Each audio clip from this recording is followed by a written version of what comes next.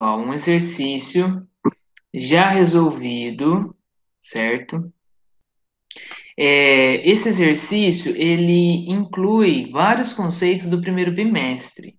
E eu resolvi trazer ele para vocês justamente porque são conceitos importantes que a gente precisa para dar continuidade na disciplina, né? Então aí eu percebi que na prova muitos tiveram bastante dificuldade para resolver esse tipo de exercício e eu preciso que a gente esteja nivelado, né, para a gente dar continuidade na matéria.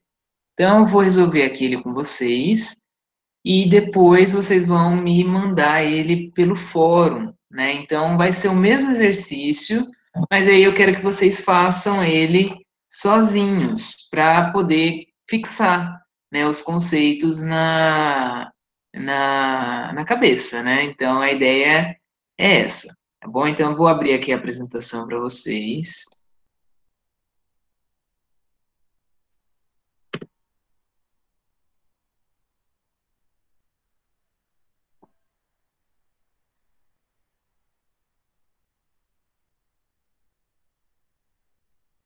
Aí. Então, hoje a gente vai então resolver um exercíciozinho, tá bom? E esse exercício é esse aqui. Ó, um conjunto de dados bruto refere-se ao grupo de amostras que não estão numericamente organizados, ou seja, os dados encontram-se da forma como foram coletados. Aí, a situação é a seguinte: de um exame final aplicado a 50 alunos da Escola Agrícola em 2011, foram coletados os dados brutos referentes às notas dos alunos e organizados em ordem crescente no rol abaixo. Então, aí a gente tem o quê? Uma quantidade de notas de alunos da escola agrícola, certo? Aí, qual que é o rol? O rol é esse aqui. Então, é essa tabelinha de notas. E por que que ele já é um dado em rol? Porque ele já está organizado aqui em ordem crescente, certo? Então, por estar em ordem crescente, ele já está num rol de organização. E aí as notas começam aqui de 4,9, vão subindo, subindo, subindo, até chegar no 10, que é a maior nota, tá? E aí, com base nesses dados, o que a gente vai trabalhar hoje? Vai trabalhar o conceito de distribuição de frequência e de média, tá? Então, tanto a média para distribuição de frequência quanto a média para dados comuns, né? Então, a gente vai seguir algumas etapas aí para gente relembrar os principais conceitos e aí estar pronto para iniciar o próximo bimestre já na próxima aula, tá bom? Então, como que vai funcionar? Primeiro, eu pedi aqui para vocês, para a gente calcular a média aritmética dos dados apresentados. E como que a gente calcula a média, pessoal? A gente faz a soma de todos os númerozinhos brutos e divide pelo total de números, né? Então, bem simples. Então, aqui, ó, como que eu faço a média? Eu pego 4,9, que é o primeiro número, mais 5, que é o segundo número, mais 5,1, que é o terceiro número, mais 5,2, quarto número, mais 5,3, quinto número, e assim por diante. Aí eu peguei aqui, ó, mais 5,3, 5,5, 5,7, 5,8, 6, coloquei aqui três pontinhos. Esses três pontinhos, eles envolvem todos os outros números que estão aqui, ó, nas outras linhas, tá? Até chegar no último número, que é o 10.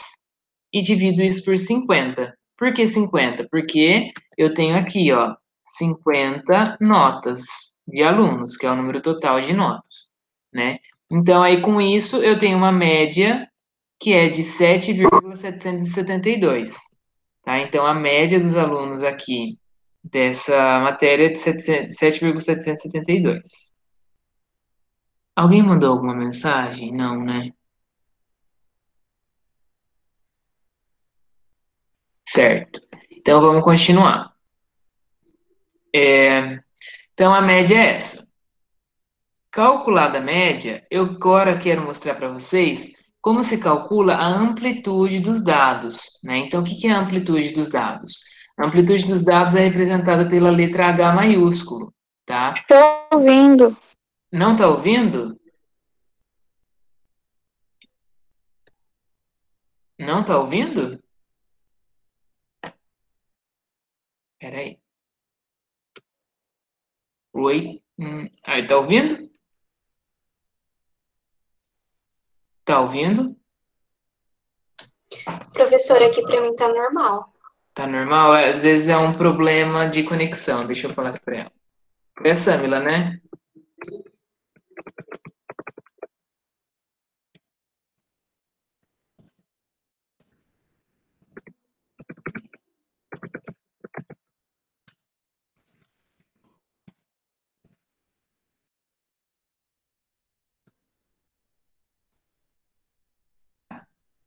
Vamos lá. Então, depois eu pedi para vocês calcular a amplitude dos dados. Então, a amplitude dos dados é o quê?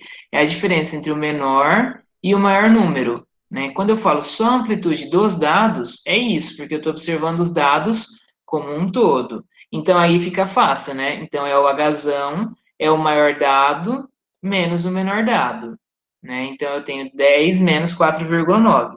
Então, dá 5,1. Tá? Então, essa é a amplitude dos dados, 5,1.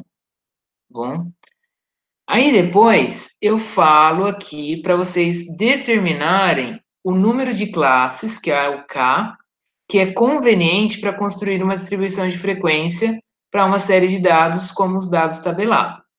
Então, aí a gente já começa a trabalhar com a distribuição de frequência, tá? Então, para esses dados aqui, que são 50 dados, qual que é o número ideal de classes que eu uso para poder representar de forma interessante a minha distribuição de frequência para essa série de dados? Aí eu vou calcular, então, o valor de K.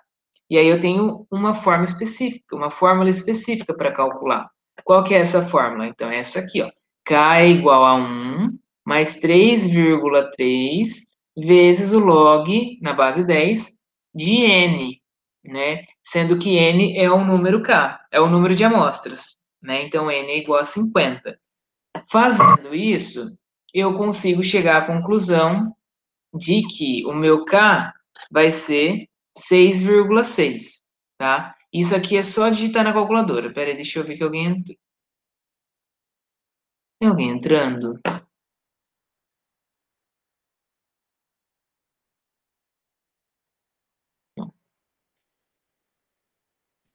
Então, aí é fácil calcular esse valor, por quê? Porque esse log de 10 aqui, eu posso calcular com a calculadora científica. É só eu clicar lá na teclinha log e clicar o número 50, tá? E aí isso já vai me dar um valor aí para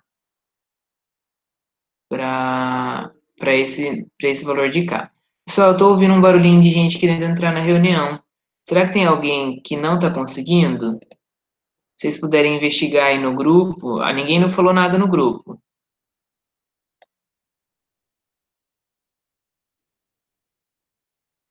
Não, tá. Então, daí, para calcular o número K, é só fazer essa fórmula. Daí deu 6,6. Não tem como eu ter um número de classes quebrado, então eu aproximo para um valor inteiro. Eu posso aproximar para 6 ou posso aproximar para 7, tanto faz, não existe uma regra. Mas aqui eu resolvi aproximar para 7, porque ele está mais próximo, né? 6,6 é mais próximo do 7 do que do mais próximo do 6. Então eu escolhi aproximar para 7. E isso aqui, pessoal, é o quê? É para a gente ter uma ideia do número de classes que tem que ter na minha distribuição de frequências, certo? Depois, na questão D, eu peço justamente para construir a tabela de distribuição de frequências. Então, a gente já calculou o K, né? O nosso K era quem? Era 7. Agora, para a gente continuar, a gente precisa calcular a amplitude de cada classe. Então, qual que vai ser a amplitude de cada classe? Então, a amplitude total dos dados é representada pela letra H. A amplitude por classe ela é representada pela letra H mais minúscula. E qual que é a fórmula? A fórmula vai ser H é igual, deixa eu colocar aqui ó, antes de aparecer lá. H é igual à amplitude total dos meus dados, que é o meu Hzão, dividido pelo K que eu defini como ideal. Então, quem que era o meu Hzão? Meu Hzão é o 5,1, né, que é a amplitude dos dados, que é 10 menos 4,9, dividido por 7, que é o número de classes que eu defini que tem que ter, certo? Aí, pessoal, ficou fácil. A minha amplitude de classe deu 0,73. Então, cada classe, cada linha da minha tabela de distribuição de frequência, ela vai ter um intervalo de 0,73.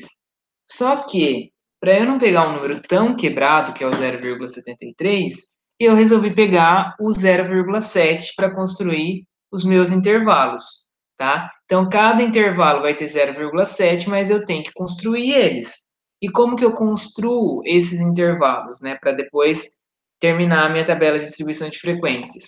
Então, eu vou pegar primeiro, para iniciar o primeiro intervalo, o menor número que eu tenho, tá? Então, qual que é o menor número que eu tenho? É o 4,9. Então, aí eu vou começar o primeiro intervalo com 4,9. Então, eu coloco lá, ó, intervalo 1, ele começa no 4,9. E aí, qual que vai ser o final desse primeiro intervalo? É o 4,9 mais 0,7. Por que 0,7? Porque eu defini aqui que os meus intervalos, nas minhas amplitudes de cada classe, vai ser 0,7. Então, aí eu somo 0,7. Então, o meu intervalo primeiro vai terminar no 5,6. Depois eu tenho o intervalo número 2. Ele começa no 5,6, que é o final do intervalo número 1, e aí eu somo 0,7, e aí eu chego no 6,3, certo? Aí quem que é o meu intervalo número 3? Ele começa no 6,3, eu somo 0,7 e vai até o 7. O intervalo número 4 começa no 7, mais 0,7, 7,7. Intervalo número 5 vai de 7,7 mais 0,7, 8,4. Então, eu sempre tenho o início do intervalo e o final do intervalo. E a diferença entre eles é sempre 0,7. Aí, com isso, eu vou ter que fazer esses intervalos, construir esses intervalos até eu alcançar o meu limite superior do intervalo maior do que a maior nota que eu tenho. Então, se a minha maior nota é 10, eu preciso de um intervalo que seja, que acolha esse número 10, né? E aí, com isso, eu consigo inserir ele dentro de um dos intervalos. Então, aqui deu 9,1, né? No intervalo 6. Aí, o intervalo 7 começa no 9,1 e vai até o 9,8. 9,8 inclui 10? Não, porque o limite superior aqui, ó, tá 9,8. E 10 é maior que 9,8. Então, eu preciso de mais um intervalo. Então, eu vou colocar meu oitavo intervalo. Então, ele começa em 9,8 e vai até o 10,5. Só que aí, quem que eu tinha como K? O K ideal que eu tinha calculado não era 7? E aqui eu tenho 8 intervalos. Então, aqui eu estou com K igual a 8. Posso deixar assim? Posso, não tem muito problema. Mas o ideal é que meu K seja 7. Até porque eu já arredondei ele para cima. Então, deixar com 8 intervalos talvez não seja tão interessante. Então, aí eu vou fazer o quê? Para eu reduzir meu número de intervalos aqui, se eu aumentar o meu valor de cada um desses intervalos, eu consigo reduzir o número de intervalos que eu tenho no total. Então, em vez de eu pegar lá o meu H igual a 0,7, o Hzinho, né, a amplitude de cada classe igual a 0,7, eu calculei ele que ele tem que ser 0,73, mas eu vou pegar o 0,75, que é um outro número que ele não é um número, ele é um número quebrado, lógico, mas ele não é um número que fica muito complicado, entendeu? De eu fazer lá as somatórias de divisão de intervalos, certo? Aí, pessoal, o que que vai acontecer? Eu vou começar a construir meus intervalos de novo, e eu vou começar lá de baixo. Então, quem que vai ser meu primeiro intervalo? Vai ser o 4,9, que é o meu menor número, agora mais 0,75.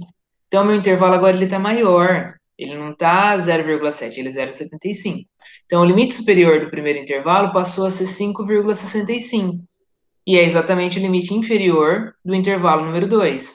Então, daí eu tenho aqui, ó, 5,65 mais 0,75, que é o valor do intervalo, dá 6,4. E assim por diante. Limite inferior do intervalo, 6,4 mais 0,75 vai dar 7,15. E assim por diante, 7,15 até 7,9. 7,9 até 8,65. Quando que eu paro de criar intervalos? quando eu chego num valor que vai englobar todos os meus números da minha amostra. Ou seja, o limite superior do meu último intervalo tem que ser maior do que o meu maior número. Então, aqui 8,65 é maior que 10? Não. Então, eu preciso criar mais um intervalo. Vai dar 9,4, é maior que 10? Não. Então, eu preciso do sétimo intervalo. Então, o sétimo intervalo vai do 9,4 ao 10,15. Então, o 10,15 já inclui o número 10. Então, aí agora eu tenho o quê? Eu tenho 7 intervalos, e aí, que é igual ao meu número k, né, que é 7. E eu englobei aqui o meu último número, que é o 10. E também englobei o meu menor número, que é o 4,9. Tá? Só que agora, observando, já está ok, dá para eu construir a minha tabela.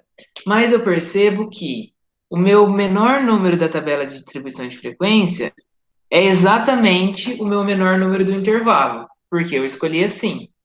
E o meu maior número aqui, ó, meu limite superior dos intervalos, é 0,15 maior do que o meu 10. Como a gente está trabalhando com amostras que tem uma quantidade, um valor baixo, então um 0,15 faz diferença, né? Então aí o que, que vai acontecer? O meu último intervalo, ele tem mais 0,15 do que o meu maior número. Meu primeiro intervalo, ele é igual o meu menor número. Então, aí o que acontece? É como se eu tivesse com os meus intervalos mais para esquerda dos meus números. Então, eu posso reduzir isso aqui, ó. Eu posso reduzir essa diferença do 0,15 para o meu maior número e eu posso colocar uma diferencinha no meu menor número. Isso é para centralizar os meus dados. Então, não tem problema se eu pegar, terminar aqui meu último intervalo com 10,1 e ter que começar o meu primeiro dado com 4,85. Eu estou centralizando, isso na verdade é melhor, tá? Então é isso que a gente vai fazer. Ao invés de eu começar o meu primeiro intervalo lá com 4,9, eu começo um pouco menor, justamente para eu me aproximar um pouco mais aqui do 10. O ideal seria que eu tivesse a mesma distância do maior intervalo e do menor intervalo para o menor número e para o maior número, né? Então, se eu conseguisse manter o último número aqui maior em 0,075 e o meu primeiro número aqui dos meus intervalos menor 0,075 seria o ideal, mas fica um número muito quebrado. Então a gente vai manter mais ou menos aí essa ordem do 5. Então aí o primeiro intervalo agora eu vou fazer com 4,85. Reparem que ele é 0,05 menor do que 4,9. E aí vocês vão ver que lá no final eu vou estar mais próximo do 10. Então aí eu crio já uma centralização. E aí como que eu faço os intervalos? 4,85 mais 0,75 igual a 5,6. Depois 5,6 mais 0,75, 6,35. 6,35 mais 0,75 igual a 7,1. Por que 0,75? Porque é o H que eu escolhi, que é a amplitude de cada classe. Né? O valor de cada intervalo vai dar 0,75. A gente tinha feito com 0,7, mas tinha dado intervalo a mais do que 7. Fazendo com 0,75, eu tenho exatamente 7, que é o valor de K que eu calculei. E assim por diante. Eu vou criando meus intervalos. Quando chegar num número maior do que 10, eu paro. Então, eu cheguei aqui, ó, em 10,1. Então, com isso, eu paro de criar intervalos. E aí eu tenho aqui, ó, 10,1. Ele é mais próximo de 10 do que o 10,15. Com isso, o que vai acontecer? Eu tenho meus números mais centralizados. Tá? Então, o intervalo que antes pegava aqui de 4,9 a 5,65, ele começa no 4,85. Então, ele vai até 0,05 a menos. E aí, isso interfere no final aqui, que em vez de ter 10,15, eu tenho 10,1. Agora eu já consigo construir a minha tabela de distribuição de frequências. E aí, como que eu vou construir isso? Assim, ó. Então, daí eu vou colocar lá os meus intervalos, criar aqui, ó, minha coluna de intervalos e criar a minha coluna de frequência absoluta. O que que eu coloco nos meus intervalos? Eu coloco o meu menor número do intervalo e o meu maior número do intervalo. Então, no meu intervalo número 1, o menor número é 4,85. O maior número é 5,6. E aí eu tenho esse símbolo aqui no meio, ó, que é esse símbolozinho, que significa que o 4,85, se tiver um número igual a ele entra na minha contagem. Mas se eu tiver um número igual ao 5,6, ele não entra na minha contagem. Ele só me limita que igual ou acima de 5,6 eu não conto, tá? E aí, com isso, por quê? Porque o 5,6 ele entra no próximo intervalo, certo? E assim por diante. Então, agora a gente vai fazer a contagem. Como que a gente poderia contar? Deixa eu apagar aqui. Então, a gente vai contando dado por dado, né? Então, aqui, ó, de 4,85 a 5,6. Vamos ver quantos dados a gente tem. Então, a gente tem 2, 3, 4, 5, 6, 7 dados. 5,7 não entra, né? Porque eu estou limitado a 5,6. Então, eu coloco aqui 7 dados, está correto. Aí eu vou contar quem está de 5,6 a 6,35. Então, eu tenho aqui, ó, 2, 3, 4, 5. 6,4 é maior que 6,35. Então, eu coloco aqui, sim. Depois, eu vou contar para o próximo intervalo, que vai de 6,35 a 7,1. Eu conto 2, 3, 4, 5, 6, 7. 7,2 maior que 7,1, então não entra. Então são 7 dados. Aí depois, até o 7,85. Então, 2, 3, 4. 4 dados. Aí depois eu vou pegar, tô pegando canetinha diferente aqui para ficar didático. Aí eu vou pegar até 8,6, vai dar 2, 3, 4. 8,6 entra? Não, porque ele vai entrar no próximo. Então só tive 4 também. Aí depois, eu de 8,6 a 9,35. Vai ficar 2, 3, 4, 5, 6, 7, 8 dados. Então tá aqui 8 dados. Depois, por último, o de 9,35 até 10,1, que são todos o resto. 2, 3, 4, 5, 6, 7, 8, 9, 10, 11, 12, 13, 14, 15. Então, 15 dados. Vocês repararam que todos os meus dados estão inclusos em algum dos intervalos? Não tem nenhum sobrando. Então, quer dizer que a soma da frequência absoluta aqui, ó, vai dar exatamente o meu número de dados que eu tinha, que no caso é 50. Então, se eu somar essas frequências absolutas e deu menos que 50, você pode saber que tem alguma coisa errada, tá? E não é difícil errar, não. Então, porque é muito detalhadinho, né? Então, vale como conferência, né? Aí, com isso, pessoal, a gente tem a nossa tabela de distribuição de frequências, construída, bonitinha, com o número de K ideal, que era 7, certo? Aí, agora, o próximo exercício pede aqui, ó, para calcular a média aritmética dos dados com base na tabela de distribuição de frequências. Então, lá no item A, a gente calculou a média aritmética dos dados no rol, né? E aí, o que que a gente tem lá no rol? Tem todos os números abertos. Então, eu pego um por um e faço a média. Agora, aqui, para eu fazer a média aritmética, eu não posso pegar um número por vez. Por quê? Porque eu não tenho. Aqui, ó, entre esse intervalo, eu tenho 7 números. Quais são eles? Eu não sei, né? Eles estão nesse intervalo, mas eu não sei qual é esse valor, né? Então, aí o que acontece? Eu tenho uma forma de calcular a média aritmética com esses dados, né? Dessa tabela periódica, dessa tabela de distribuição de frequências, certo? Mas daí, o que que eu preciso a mais, além da frequência absoluta, o que que eu preciso a mais dessa tabela para conseguir fazer esse cálculo? Eu tenho que pegar o ponto médio do intervalo, né? Então, o que que é o ponto médio? É o ponto que está exatamente no meio desses dois valores, 4,85 e 5,6. E eu coloco aqui, tá? Então, vamos calcular o ponto médio do primeiro intervalo. Então, olha lá, ó, é 4,85 mais 5,6 dividido por 2. Então, vai dar 5,225. Então, esse é o primeiro ponto médio, que é o ponto médio do intervalo número 1, da classe 1. Aí, ó, da classe 2, como que vai ficar? Então, ó, o ponto médio da classe 2 é o 5,6, que é o limite inferior desse intervalo, mais 6,35, que é o limite superior, dividido por 2.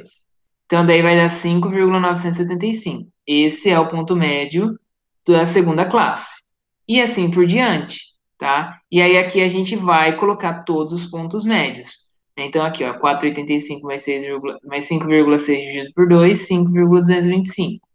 5,6 mais 6,35 dividido por 2, 5,975. E assim vai. Se vocês repararem, a diferença entre um intervalo e outro é exatamente a amplitude da minha classe, que é o Hzinho, que foi o que eu escolhi, que é o quê? 0,75. Então, se eu fazer o primeiro ponto médio e somar, somar sempre a amplitude do intervalo, eu vou chegar nos pontos médios, eu não preciso ficar calculando um por um, certo?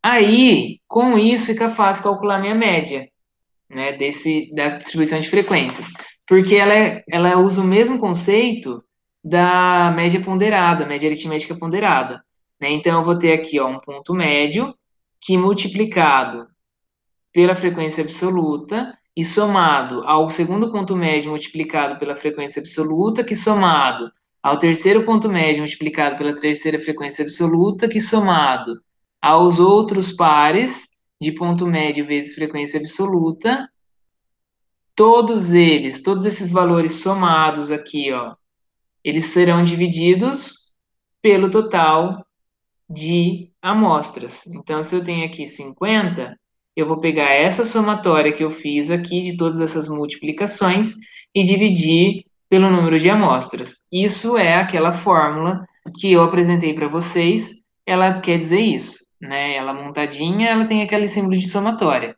mas sem montar ela é exatamente essa ligação, tá? Então, como que ficaria? Né? Então, eu pego ali, ó, vamos ver um por um. 5,225 vezes 7 mais 5 vezes 5,975 mais, próxima linha, 7 vezes 6,725 mais, próxima linha, 4 vezes 7,475, certo? E assim por diante, todas as classes. Então, se eu tenho 7 classes, eu tenho que ter 7 somas aqui, dividido pela soma das frequências absolutas, que é o total dessa coluna aqui, que é 50, tá? Fazendo essa conta, pessoal, quanto que eu vou chegar? Em 7,88, tá? Então, é uma média muito próxima daquela média aritmética que a gente calculou no início. Quanto que tinha dado aquela média aritmética? Acho que tinha dado 7,772, né? Alguma coisa assim. A essa deu 7,88. Então, o que que a gente consegue observar? Se eu tenho uma boa distribuição de frequências, né, eu vou chegar a uma média muito próxima a uma média muito próxima do que eu calcularia se eu tivesse acesso a todos os dados, né? Agora, isso poderia se representar um problema se eu tivesse uma quantidade de linhas muito pequenas, né? Se eu tivesse, por exemplo, só 4 intervalos, né, incluindo todos esses números, né, mas eles divididos em intervalos maiores, eu teria muita aproximação aqui no ponto médio. Então, talvez não me desse um resultado tão interessante. Então, a vantagem de calcular aí a quantidade ideal de número de classes pelo K e tentar seguir ele de forma rigorosa é importante por isso. E daí eu garanto que a minha média dos dados aqui, ó, vai estar bem próxima à média dos dados, caso eu tivesse acesso a todos eles. Certo? Pessoal, ficou alguma dúvida?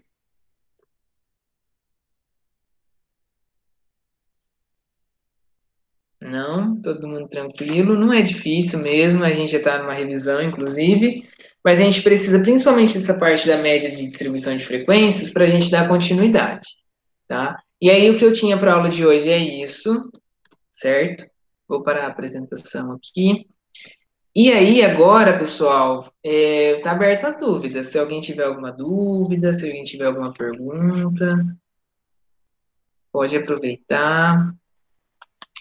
A gente está numa semana mais light. Acho que está tudo tranquilo, né? Então aí é o seguinte, agora no fórum, pessoal, eu quero que vocês façam a atividade que está lá, que é exatamente a atividade que a gente resolveu aqui, tá? Mas eu não quero que vocês façam copiando do vídeo, né? Tentem resolver por vocês. Então, vai tentando resolver, caminhando passo a passo, e aí com isso vocês vão treinar, né? E aí, ao treinar, a probabilidade de que vocês gravem os conceitos é muito maior, certo? Então, é o mesmo exercício, justamente para vocês conseguirem resolver ainda hoje, para não deixar para amanhã, porque senão é um trabalho acumulado, né? E aí já vai, fica tranquilo, já respondeu o fórum, já fica tudo registradinho, tudo certo, e não temos problema quanto a isso. E aí, para a próxima aula, vocês já estão prontinhos para receber o novo conteúdo, certo? Eu vou parar a gravação aqui.